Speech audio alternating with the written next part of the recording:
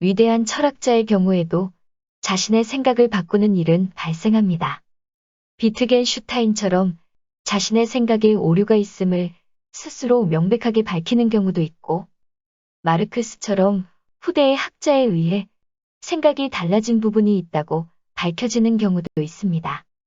춘추 시대의 혼란을 왕도 정치를 통해 극복하자고 주장하였던 공자가 가장 중요하게 여긴 실천 덕목은 효라고 할 수 있습니다. 효의 시작은 부모가 물려준 신체를 잘 보존하는 것이고, 효의 마침은 몸을 세워 도를 행하여 후세의 이름을 드날려서 부모님을 세상에 알리는 것이라고 하였습니다. 공자는 왜 이토록 타인에게 인정받는 것을 중요하게 생각하였을까요? 헤겔은 인간은 인정행위를 통해 존재한다고 하였습니다. 호제부는 모든 인간적인 욕망은 인정의 욕구라고 하였습니다. 호네트는 인정의 욕망이 정치 투쟁을 야기하는 심리적 동기가 된다고 하였습니다.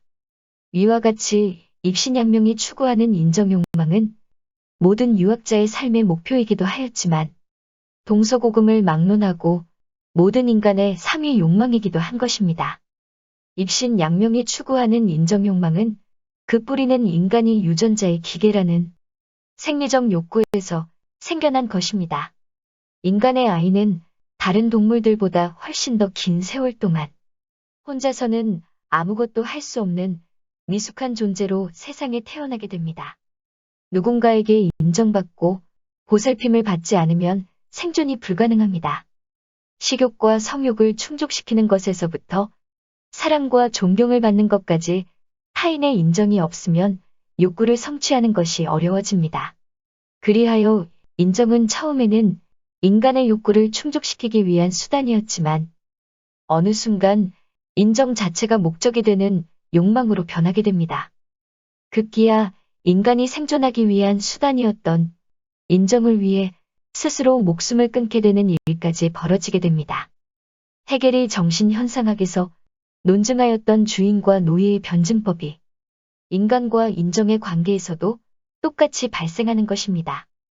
헤겔이 논증한 인정투쟁은 주인과 노예의 입장이 역전되는 현상을 야기함에 따라서 상호 인정이야말로 서로가 함께 진정한 주인이 된다는 아름다운 결론을 도출하게 되지만 현대 사회에서는 주인과 노예의 관계에 자본이 개입하게 되면서 생리적 욕구에서 생겨난 인정 욕망을 님의 기계로서의 욕망으로 변하게 만들어 상황을 더욱 복잡하게 만듭니다.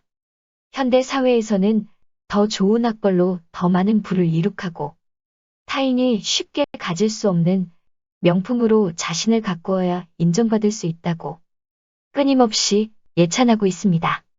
그리하여 인정받을 수 있다고 예찬되는 조건을 갖추는데 실패한 사람들은 좌절감에 빠져들게 되고 끝내 자살을 하기도 합니다. 젊은 세대의 좌절감은 더욱 커서 자살이 전체 사망 원인의 50%를 넘어서고 있습니다. 공자가 효를 중요하게 여긴 것은 어머니의 영향이 컸습니다. 어린 나이에 과부가 되었지만 혼자서 자신을 잘 키워준 어머니를 세상에 알리고 싶은 마음이 컸을 것입니다. 30대에 이미 많은 제자들을 두었던 공자는 제자들과 함께 자신의 뜻을 펼치기 위해 여러 나라를 돌아다녔습니다. 관직에 진출하여 대사구에 오르기도 하였지만 끝내 자신의 이상적인 정치를 실천에 옮길 기회를 가지지 못했습니다. 공자는 위나라 위령공을 찾아갔을 때 받아주지 않자 누가 나를 써주기만 한다면 1년만 되어도 좋고 3년이면 성과를 낼 텐데 라며 탄식을 하기도 하였습니다. 공자는 이러한 상황에서 좌절감을 어떻게 극복하였을까요? 공자가 어떻게 해야 제왕들로부터 인정을 받을 수 있을까에 대해 더 연구하고 자기 개발을 더욱 치열하게 전개했어야 할까요? 공자는 그렇게 하지 않았습니다. 공자는 칸트가 인식론의 문제를 해결할 때 사용하였던 방법과 똑같이 자신의 생각을 바꿈으로써 좌절감을 극복하였습니다. 천동설이 지동설로 바뀌는 것과 같은 혁명적인 변화를 칸트는 지동설을 주장하였던 쿠페르니쿠스의 이름을 따서 코페르니쿠스적 전환이라고 표현하였습니다. 학벌주의, 황금 만능주의, 외모지상주의 등 자신이 가지고 있는 가치의 기준을 바꾸는 것은 쉬운 일일까요? 어려운 일일까요? 물리학자 닐스 보어는 가치관이란 죽기 전에는 바뀌지 않는다고 하였습니다. 기존의 사고 체계를 바꾼다는 것은 너무나 어려운 일이기 때문에 칸트는 자신이 시도했던 인식론에서의 사고의 전환을 코페르니쿠스적 전환, 즉 혁명적 전환이라고 불렀던 것입니다. 자신의 내면에서 혁명을 일으켜야 가치관의 전환이 가능한 것입니다. 그런데 인간의 고유한 본성처럼 여겨지는 욕망이 과연 내면의 혁명을 일으킨다고 변화할 수 있을까요? 가능합니다. 처음에는 인간이 생존하기 위한 수단이었던 인정이 목적으로 변해 오히려 자신의 목숨을 스스로 끊게 되는 현상이 이미 발생하고 있습니다. 그것은 그 역의 변화도 충분히 가능하다는 증거가 될 수 있는 것입니다. 내면의 혁명을 일으키는 훈련 방법으로 석가모니는 8정도를 제시하고 있습니다.